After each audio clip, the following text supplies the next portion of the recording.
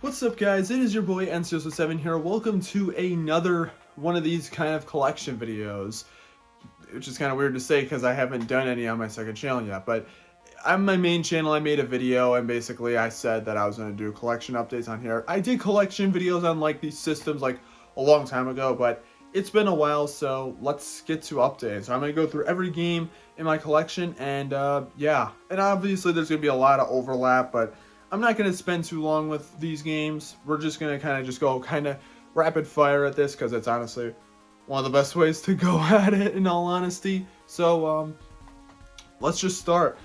And best place to start is 1080 Avalanche, which is it's a game. I've barely played any of it.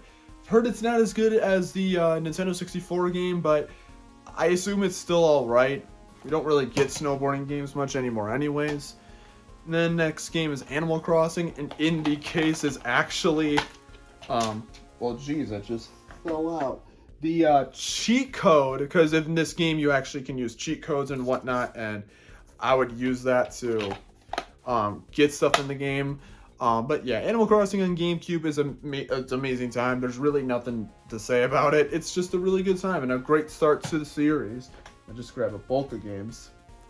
And then I got Battalion Wars. I have not played this. I believe it's a either spin-off or a sub-series of the Advance Wars games. So I think there was another game on the Wii as well, but I've not played this one, so there's that. Then there's the original Burnout, and I also have Burnout 2 as well, so I don't really know. I've only really played Burnout 2. Burnout 1, I believe my copy of the game does not work, so that's that. But Burnout 2, from what I remember, was pretty decent. Yeah, I'd have to play more of them. A lot of these games I haven't played that much of. Then the next game is Chibi Robo, which is a very expensive game. I want to play this at some point, but I have not, even though I spent a lot of money on it. Don't ask me why I bought it. Then I got Dance Dance Revolution Mario Mix. I have not played this one either. I don't have the DDR pad, but I believe it does use GameCube controllers, so you can play it like that. This is a weird game. I would love if Nintendo did something like this again. I think that would be very charming. I think it'd be very cool. And then we got another kind of, I guess I could do three, but we got some of the Donkey Kong Bongo games. That was being Donkey Konga 1 and 2. I've only played 1. I have not played 2 yet. I'd assume 2 is also pretty good. These are fun games. These are fun rhythm games, even if they make a lot of noise.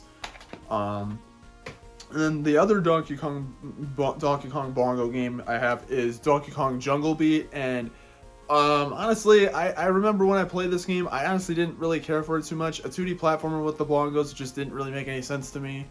I don't know. I'd assume it's fine though. I haven't played it in a long time, so maybe it's secretly amazing. I don't know. Then I got Fire Emblem Path of Radiance. This also costs a lot of money. I also want to play this game at some point. And of course, it's got the sticker on there for display only, because this is the cheapest copy I could get on eBay. And it was still a lot of money. So yay. Then I've got Kirby Air Ride, which I do want to play some more of this game sometime, because this game is actually, from what I've heard, it's actually pretty underrated. Especially the city trial in the game, so hopefully we can get a remaster of this on the next Nintendo system. I think that'd be a lot of fun. Then we've got my favorite GameCube game ever, Luigi's Mansion. I love this game so much. I love the atmosphere. I love how unique this game is. I like that it's a very fun game to just go through over and over. It's just a blast. I love it. Really nothing else to say.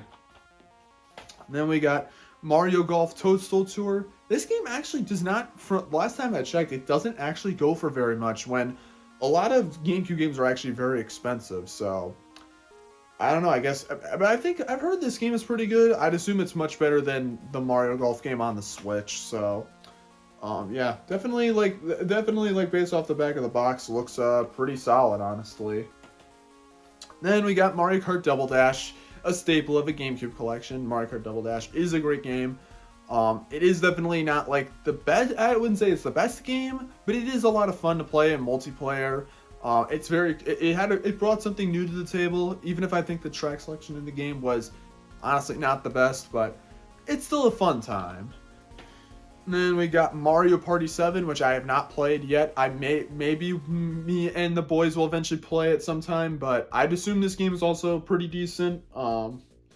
Cost a lot though, but yeah, a lot of these just cost a bunch of money. Then we got Mario Power Tennis, which is another game I have not played, but I'd assume that this game is also pretty decent as well, since I think most of the Mario sports games on the GameCube were actually pretty good. And to wrap up those sports games, we got Mario Superstar Baseball, which was kind of interesting. They didn't really do a lot of baseball games, and we never saw one on Switch, at least yet. But this game I think this was made by Namco, I believe. Yeah, Namco.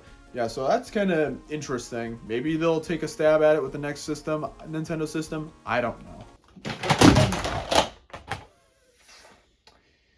Damn it. Of course it had to fall over. Next game I got is Metroid Prime. I haven't played much of this game. I played a little bit of the remastered, but I do really want to play more of this game because it's actually like pretty good. So yeah, it's a good time. It's popular for a reason. Then the next game I got was Midway Arcade Treasures. It's just a collection of a bunch of like Midway games, like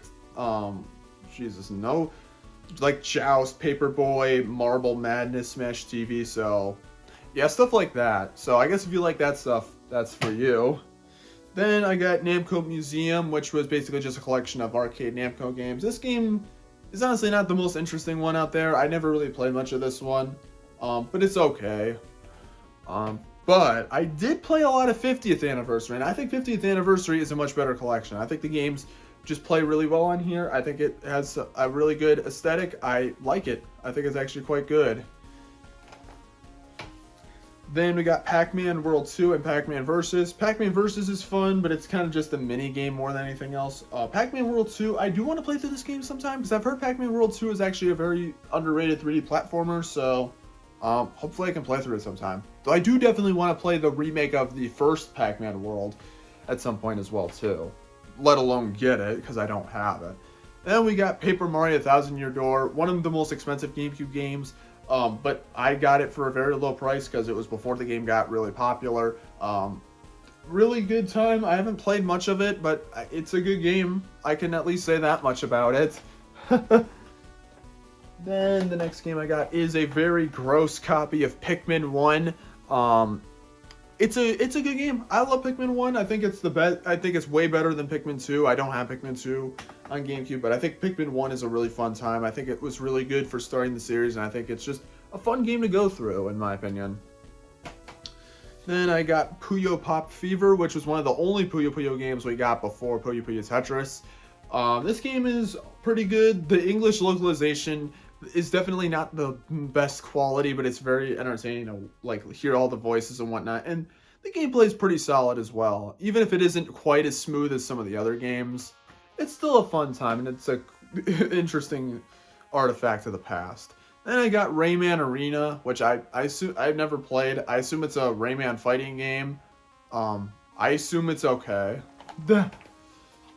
Then we got Super Mario Sunshine in a very beat up DVD case, because this ain't a normal GameCube case, but Super Mario Sunshine is definitely something. It's definitely an interesting Mario game, but I definitely would say it's not the best. It's definitely got a lot of glitches, and I do think the level design in this game is not really that good, in all honesty, but it's an original game, and I'll give it that. It is very creative. Then I've got the first Super Monkey Ball game, which Super Monkey Ball is a fun time. I really don't have anything to say. One of the best GameCube games out there. It's such a blast to play. Amazing level design. It's just play the game. Just play it. Then I've got Super Monkey Ball 2, which is also really good. Even if the level design isn't quite as good in this game, it is still a lot of fun to go through. It has a story mode, and the music in this game is absolutely banging. Seriously, listen to the soundtrack. It's really, really good. And then I've got Super Monkey Ball Adventure. This game is really not good. I don't remember playing much of this game, but I remember it. The controls were weird, and it tried to be like more of a story-focused game, but it was really not good. This game was pretty bad from what I remember. Then we got, of course, the staple of the GameCube collection, Super Smash Bros. Melee. I'm not very good at this game. I'm not good at it at all. And it's, I think, the only Smash Bros. Game that I have not unlocked all the characters and stages.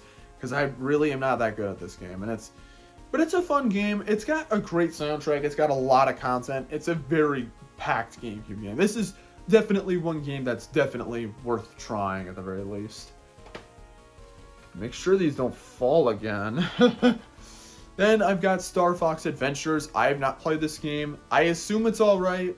It was a bit of a weird game because it was not really it's not really a Star Fox game, but I've heard it's decent. Maybe someday I'll play it. I might probably try and play some of the other Star Fox games beforehand though. And then we're getting down to the end of it, people. We got Wind Waker HD, which is a really good time. I did beat the HD version of this game finally a couple of years ago, so that was really fun. I've never beaten the original, but I'm assuming the original is pretty good too. I mean, it's Wind Waker. Wind Waker is a great time.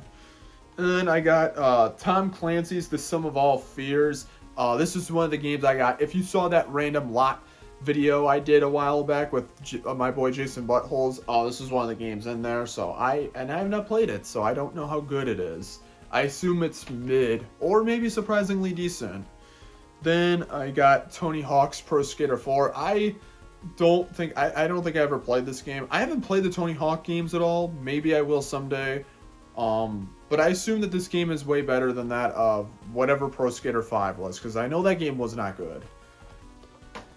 And then to wrap up the GameCube collection, what better game to end it off with other than Wave Race Blue Storm, which was a sequel to Wave Race 64, and I've heard that the game is not as good, but I don't know, I think at least visually it looks nice. I haven't played it before, but definitely would be worth giving a shot. And that's the whole collection, people. Yeah, I know I kind of breezed through a lot of these, but that's mostly because some of these games I haven't had the chance to play yet, or I don't really have a lot to say, but still, I hope you guys enjoyed the video. I will be doing more of these collections on the second channel. I'll probably be doing Wii games next. I'll be doing that next month in February, so hopefully you guys are looking forward to that. Thanks for watching the video. Let me know what you guys think of the games I got in this video, and yeah, that's really all I have to say. I will see you guys next time. Peace out and take care.